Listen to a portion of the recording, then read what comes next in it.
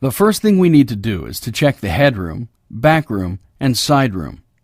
Headroom is the space needed above the top of the door for the door, the overhead tracks, and the springs. We will measure to make sure that there are no obstructions in your garage within that space.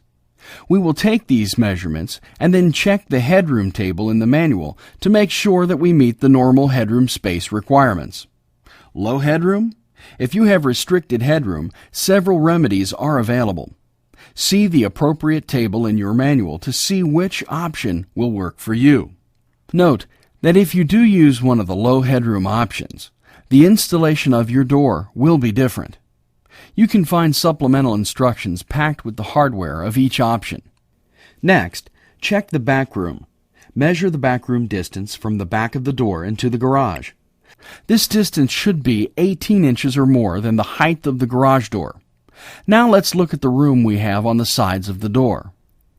Here we need a minimum side room measurement of 3 3/4 inch on each side of the door to allow for attachment of the vertical track assembly.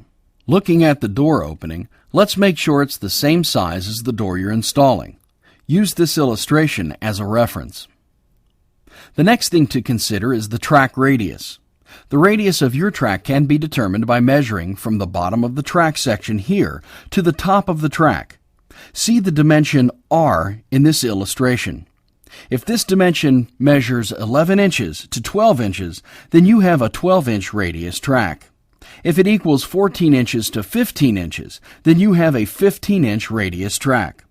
Jot down that measurement as you will need it later.